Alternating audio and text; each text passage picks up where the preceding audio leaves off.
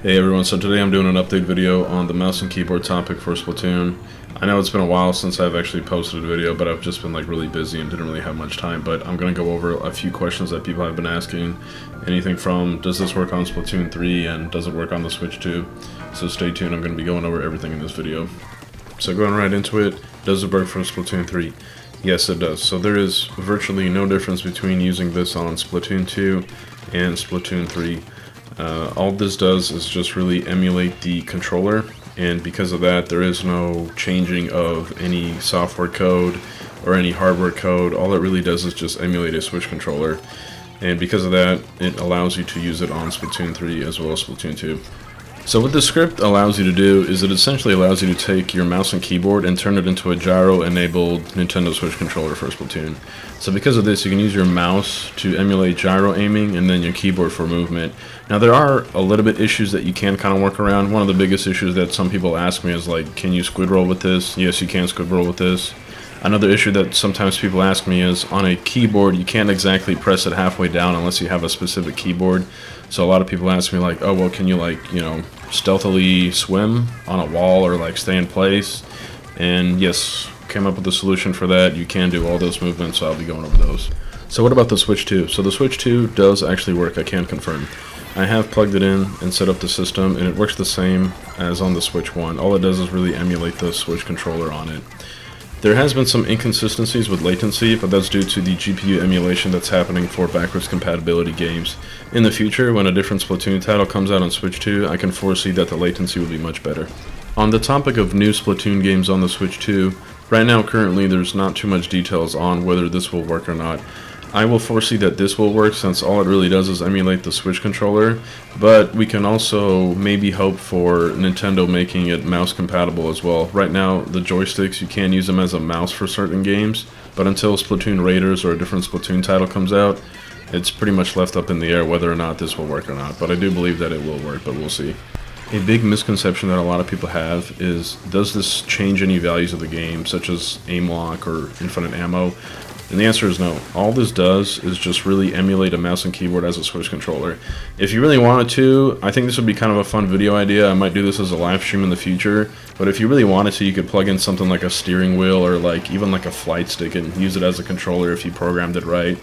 Now, will it be the best controller? Probably not, but I do think that it will be kind of funny for content for sure. Now I'm going to go over some of the features that you can do with this. One of the biggest questions people asked me was, how do you stay up on walls? And obviously there is a solution for that. So when you're on a mouse and keyboard, you can't really press this movement switch halfway down.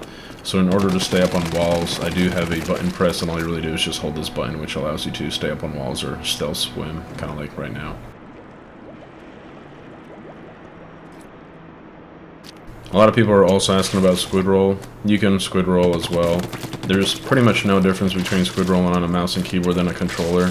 You just do the same thing where you just have momentum in one direction and then you just quickly switch and then jump in one direction. And you can go either direction really. You can go to the left and then you can quickly go back to the right. There's really kind of no limit to this.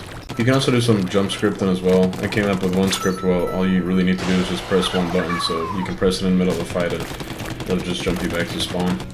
So this is the turbo mode demonstration. So this is the normal way you can shoot. This is just me spamming the trigger button as fast as possible. It just feels a little bit artificially lagging behind. It's hard to see on the video, but it just kind of feels weird where you're clicking it as fast as possible, but it's not just keeping up with it.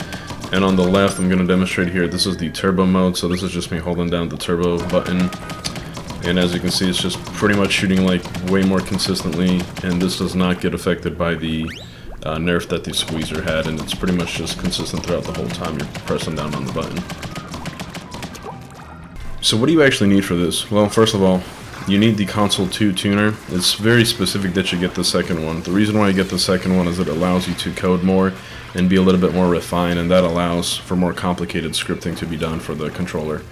Once you get that, you really just need a compatible mouse and keyboard, and then all you really do is just plug everything in, upload the script to your console tuner, and then just plug everything in, enable it on wired mode, and then set it up, enable the script, turn on the script, and then you're good to go.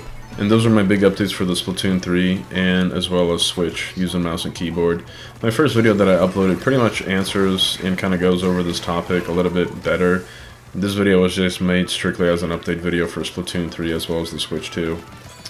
And going back to what I said earlier, I will be posting a tutorial in the future, and pretty much all we can really tell from this is we just have to play by ear and kind of see what Nintendo does and kind of see if Splatoon Raiders is going to use the mouse feature on the Joy-Cons. I think it'll be pretty cool if they use the Joy-Cons on the mouse, but it also answers and kind of has another question. It's like, you know, if that's a feature, will we be able to like plug in a mouse and use it as a substitute? Right now, everything is kind of like up in the air. Nintendo doesn't really like to publicly talk about that. It seems like they just kind of like drop the information and they're like, all right, have fun with this. So in the future, we'll definitely see. I think it is kind of like a pretty cool feature if they do enable that, but only time will tell. But I do think that we'll get a pretty good idea once Splatoon Raiders actually comes out.